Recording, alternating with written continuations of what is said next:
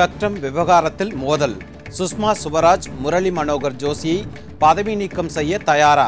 காங்கிரஸ் அறைகூவல். தெலுங்கானா அறிக்கை நாளை தாக்கல். ஆந்திராவில் கலவரத்தை ஒடுக்க ராணுவம் குவிப்பு. காமன்வெல்த் விளையாட்டுப் போட்டி ஊழல். முக்கிய ஆவணங்கள் அமெரிக்காவிற்கு கடத்தலா? விசாரணை தீவிரம். அரசு பேருந்துகளை தாக்கினால் குண்டர் சட்டம் பாயும். சென்னை மாநகர போலீஸ் எச்சரிக்கை.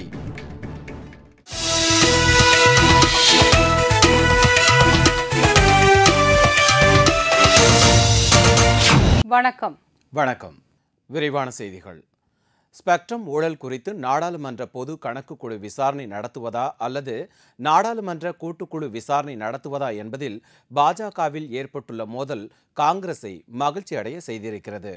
ஸ்பெக்ட்ரம் ஊழல் குறித்து நாடாளுமன்ற கூட்டுக்குழு அமைத்து விசாரணை நடத்த வேண்டும் என்று பாரதிய ஜனதா மற்றும் இடதுசாரி கட்சிகள் அதிமுக ஆகியவை வலியுறுத்தி வந்தன.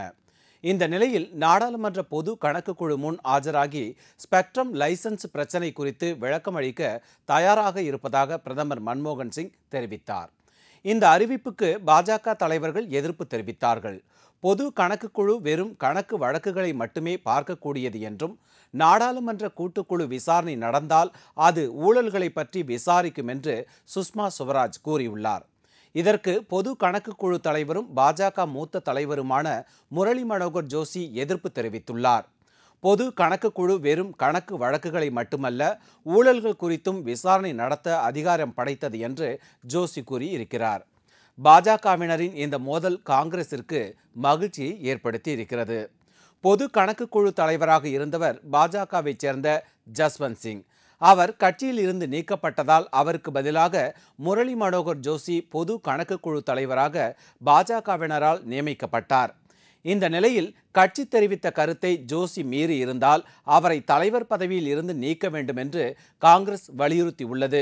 அல்லது சுஷ்மா சுவராஜுக்கும் ஜோஷிக்கும் பகை உணர்வு இருந்தால் சுஷ்மா சுவராஜை எதிர்க்கட்சி தலைவர் பதவியில் இருந்து நீக்க பாஜக நடவடிக்கை எடுக்க வேண்டும் என்று காங்கிரஸ் செய்தி தொடர்பாளர் ஷகில் அகமது கூறியுள்ளார். ஆந்திராவில் தனி தெலுங்கானா மாநிலம் அமைப்பது குறித்த கோரிக்கை ஆய்வு செய்ய அமைக்கப்பட்ட ஸ்ரீ கிருஷ்ணா ஆணையத்தின் அறிக்கை நாளை மத்திய அரசிடம் கொடுக்கப்பட இருக்கிறது. இதைத் தொடர்ந்து கலவரம் ஏற்படாமல் தடுக்க ஆயிரக்கணக்கான ராணுவ வீரர்கள் குவிக்கப்பட்டுள்ளனர். ஆந்திர மாநிலத்தில் ஹைதராபாத் உள்ளிட்ட பகுதிகளை பிரித்து தனி தெலுங்கானா மாநிலம் அமைக்க வேண்டும் என்று வலியுறுத்தி சந்திரசேகர ராவின் தெலுங்கானா ராஷ்டிரிய சமிதி கட்சியினர் பல்வேறு போராட்டங்களை நடத்தி வருகின்றனர். இதற்கு ஆதரவாக உஸ்மானியா பல்கலைக்கழக மாணவர்களும் போராட்டத்தில் குதித்தனர். இதனைத் தொடர்ந்து தனி தெலுங்கானா மாநிலம் அமைப்பது சாத்தியமா என்பது குறித்து ஆய்வு செய்வதற்காக ஓய்வு பெற்ற உச்சநீதிமன்ற நீதிபதி ஸ்ரீ கிருஷ்ணா தலைமையில் ஒரு ஆணையம் அமைக்கப்பட்டது. இந்த ஆணையம் தனி தெலுங்கானா அமைப்பது குறித்து தயாரித்த அறிக்கையை நாளையோ அல்லது நாளை மறுநாளோ மத்திய அரசிடம் கொடுக்க இருக்கிறது. இதைத் தொடர்ந்து ஆந்திர மாநிலத்தில் கலவர பீதி ஏற்பட்டுள்ளது. இந்த நிலையில் அறிக்கை வெளியாகும் போது கலவரம் ஏற்பட்டால் அதனை ஒடுக்கும் விதமாக 5000 துணை ராணுவப்படை வீரர்கள் குவிக்கப்பட்டுள்ளனர். ராணுவ வீரர்கள் பல்வேறு முக்கிய இடங்களில் பாதுகாப்பு பணிகளில் ஈடுபடுத்தப்பட்டுள்ளனர். காமன்வெல்த் ஊழல் குறித்த ஆவணங்கள் மறைக்கப்பட்டுள்ளதால் அதனை சுரேஷ் கல்மாடி அமெரிக்காவிற்கு கடத்தி இருக்கலாம் என்று சிபிஐ அதிகாரிகளுக்கு சந்தேகம் எழுந்துள்ளது. காமன்வெல்த் விளையாட்டுப் போட்டி ஏற்பாடுகளில் 700 கோடி ரூபாய் அளவுக்கு முறைகேடு நடந்துள்ளது கண்டறியப்பட்டுள்ளது. இது குறித்து சிபிஐ அதிகாரிகள் நடத்திய விசாரணையின் அடிப்படையில் அமைப்பு குழுவில் இடம்பெற்றிருந்த ஜெயச்சந்திரன், TS தர்பாரி, சஞ்சய் மகேந்திரு ஆகிய 3 பேர் கைது செய்யப்பட்டனர். இதற்கிடையில் புனே, டெல்லி ஆகிய இடங்களில் உள்ள சுரேஷ் கல்மாடியின் வீடு மற்றும் அலுவலகத்தில் சிபிஐ அதிகாரிகள் அதிரடி சோதனையில் ஈடுபட்டனர். சோதனையில் முக்கிய ஆவணங்கள் சிக்கும் என்று எதிர்பார்த்திருந்த சிபிஐ அதிகாரிகள் முக்கிய ஆவணங்கள் மாயமாகி இருந்தது கண்டு ஏமாற்றம் அடைந்தனர். காமன்வெல்த் முறைகேடுகள் குறித்த முக்கிய ஆவணங்களை பற்றி ஒருங்கிணைப்பு குழு பொதுச் செயலாளர் லலித் பாண்டே, இணை பொதுச் செயலாளர் சச் செட்டி, கல்மாடியின் அரசியல் ஆலோசகர் மனோஜ் போரி ஆகிய 3 பேரிடமும் சிபிஐ அதிகாரிகள் நேற்று துருவி விசாரணை நடத்தியும் ஆவணங்கள் எதுவும் சிக்கவில்லை. காமன்வெல்த் போட்டி ஏற்பாட்டு ஊழல்களை உறுதிப்படுத்தும் முக்கிய ஆவணங்களை சுரேஷ் கல்மாடி அமெரிக்காவிற்கு கடத்தி இருக்கலாம் என்ற சந்தேகம் சிபிஐ அதிகாரிகளுக்கு ஏற்பட்டுள்ளது. இந்த ஆவணங்களை கைப்பற்ற சிபிஐ அதிகாரிகள் கொண்ட தனிப்படை அமைக்கப்பட்டுள்ளது. மத்திய ரயில்வே அமைச்சர் மம்தா பானர்ஜியின் திரிணாமுல் காங்கிரஸ் கட்சிக்கும் நக்சல் தீவிரவாதிகளுக்கும் தொடர்பு உள்ளது என்றும் அது குறித்து உள்துறை அமைச்சர் ப சிதம்பரம் முதலில் நடவடிக்கை எடுக்க வேண்டும் என்றும் மேற்கு வங்க மாநில முதல்வர் புத்ததேவ் பட்டாச்சாரியா கடிதம் எழுதியுள்ளார். மேற்கு வங்க மாநிலத்தில் நக்சல் தீவிரவாதிகளை ஒடுக்குவதாக கூறிக்கொண்டு மத்திய பாதுகாப்பு படை ஆளும் மார்க்சிஸ்ட் கட்சியினர் பயன்படுத்தி திரிணாமுல் காங்கிரஸ் கட்சி தொண்டர்கள் 2000 பேரை கொன்று குவித்துள்ளது என்று மம்தா பானர்ஜி குற்றம் சாட்டி வந்தார். இதுகுறித்து பிரதமர் மன்மோகன் சிங்கையும் உள்துறை அமைச்சர் ப சிதம்பரத்தையும் திரிணாமுல் காங்கிரஸ் கட்சி தலைவரும் மத்திய ரயில்வே அமைச்சருமான மம்தா பானர்ஜி புகார் அளித்தார். இதைத் தொடர்ந்து மேற்குவங்க மாநிலத்தில் வன்முறையை கட்டுப்படுத்தும்படி அம்மாநில முதல்வர் புத்ததேவ் பட்டாச்சாரியாவுக்கு உள்துறை அமைச்சர் ப சிதம்பரம் கடிதம் எழுதினார். இதற்கு பதில் அளித்துள்ள புத்ததேவ் பட்டாச்சாரியா, மம்தா பானர்ஜியின் திரிணாமுல் காங்கிரஸ் கட்சியினருக்கும் நக்சல் தீவிரவாதிகளுக்கும் தொடர்பு உள்ளது என்றும் அது குறித்து உள்துறை அமைச்சர் முதலில் நடவடிக்கை எடுக்க வேண்டும் என்றும் குறிப்பிட்டுள்ளார். அரசு போக்குவரத்து கழக பேருந்துகளை தாக்குபவர்கள் மீது குண்டர் சட்டம் பாயும் என்று சென்னை மாநகர காவல்துறை ஆணையர் ராஜேந்திரன் எச்சரிக்கை விடுத்துள்ளார். சென்னை நகரத்தில் கொலை, கொள்ளை, வழிப்பறி போன்ற 60 வழக்குகளில் சம்பந்தப்பட்டுள்ள 63 குற்றவாளிகளை போலீசார் கைது செய்துள்ளனர். அவர்களிடமிருந்து 1 கோடி ரூபாய் மதிப்புள்ள 472 பவுன் தங்க, வைர, வெள்ளி நகைகள் பறிமுதல் செய்யப்பட்டுள்ளது. மேலும் 2 சொகுசு கார்கள், 4 ஆட்டோக்கள் மற்றும் 19 லட்சம் ரூபாய் ரொக்கப்பணம் உள்ளிட்டவைகளும் கைப்பற்றப்பட்டுள்ளது. இதுகுறித்து செய்தியாளர்களிடம் பேசிய சென்னை மாநகர காவல்துறை ஆணையர் ராஜேந்திரன், சென்னை மதுரவாயலைச் சேர்ந்த ஞானமேரி கொலை வழக்கில் தொடர்புடைய அவரது உறவினர் இனிகோ அருளானந்தன் மற்றும் 60 வழக்குகளில் தொடர்புடைய குற்றவாளிகள் கைது செய்யப்பட்டுள்ளனர் என்று குறிப்பிட்டார்.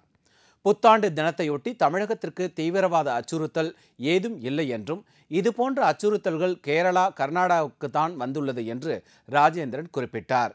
இருந்தாலும் பாதுகாப்பு நடவடிக்கைகள் தீவிரப்படுத்தப்பட்டுள்ளது என்றும் ராஜேந்திரன் தெரிவித்தார். அரசு போக்குவரத்து கழக பேருந்துகளை தாக்குபவர்கள் மீது குண்டர் சட்டம் பாயும் என்றும் காவல்துறை ஆணையர் ராஜேந்திரன் எச்சரிக்கை விடுத்துள்ளார். வெளியிலேருந்து வந்தால் கொஞ்சம் கஷ்டமாக இருக்குது. வெளி டிஸ்ட்ரிக்ஸ்லேருந்து வந்து அவங்க ஆப்ரேட் பண்ணிட்டு போயிட்டா, இல்லை வெளி ஸ்டேட்லேருந்து வந்து ஆப்ரேட் பண்ணிட்டு போயிட்டா கொஞ்சம் கஷ்டமாக இருக்குது. பட் சென்னையை சுற்றி இருக்கிற ஆட்கள் ஏற்கனவே இங்கே ஆப்ரேட் பண்ணாங்க. ஒரு 12,000 பேரை ப்ரொஃபைல் பண்ணி வச்சிருக்கோம்.